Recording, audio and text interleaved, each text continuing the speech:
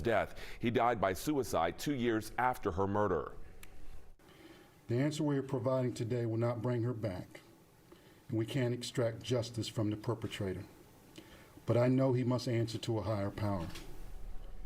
Now, both of Debbie's parents have passed away, but her brother spoke this morning, thanking detectives for their efforts in solving the case. We'll have much more from him and hear from him tonight, coming up on 11Alive News starting at 4 p.m. Well, this afternoon, people against the Atlanta Public Safety Training Center are still fighting to get a referendum on November's ballot. We could hear about it today during the Atlanta City Council meeting. It is my hope that the other members of the council will call for the citizens' right to weigh in. We know from this past week that over 116,000 citizens of Atlanta do not want Cop City, and we're here to encourage the ownership and the players to stand on the right side. Now, we told you first last week, protesters turned in 116,000 signatures in support of the petition to get the training center on the ballot. They want to leave it up to residents to determine what the next step should be. Now, city officials said the signatures were turned in after the deadline. Right now, a verification process is still right now at a standstill. Recently, Senator Raphael Warnock sent a letter to Mayor Andre Dickens urging more transparency around the project. Warnock is now asking the city to respond to his request by next Monday.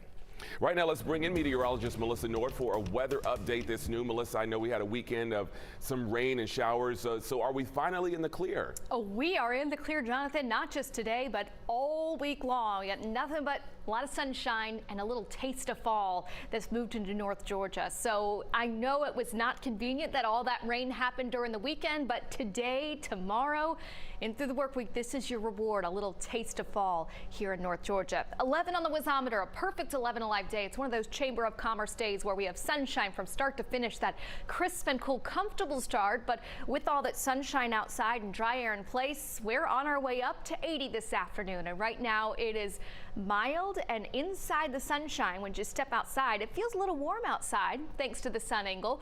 76 right now in Atlanta. Humidity is much lower than where it was over the weekend, so it feels fabulous outside. And at this noon hour, still in the upper 60s up in the North Georgia mountains, but now up to 73 in Covington, 75 in Peachtree City, and currently 74 in Marietta. So after school forecast, if the kids don't have too much homework to do, let them play outside for a little bit. Sports practices, I know there were some wet fields over the weekend, not ideal for sports practices. Today, much better. Things are drying out. 4 o'clock this afternoon, 80 degrees, and then by 6 o'clock, as that sun gets a little bit lower on the horizon, down to 76. Now, we will see a cold front coming through tonight. That will mean a little bit cooler of a morning tomorrow. We'll talk about how long this dry weather lasts coming up. Jonathan? All right, Melissa, we'll see you shortly. Thank you. All new this afternoon, the Walton County Sheriff's Office says a suspect is now in custody following a threat made against Carver Middle School. The Sheriff's Office says they learned about this threat last night, that there were extra officers on campus today as a precaution. But in an update just hours ago, they said there never was any real danger. They encourage parents to talk to their children about the seriousness of making threats, even ones that are baseless.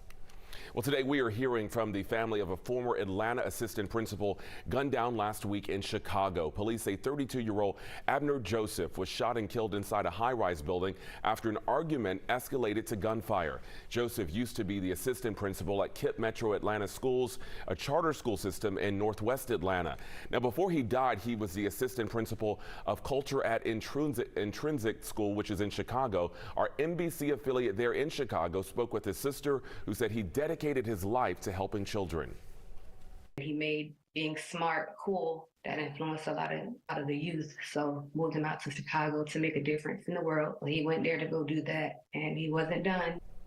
Now, police said that they have now taken a 45-year-old man into custody, but had not charged him, at least as of Friday afternoon.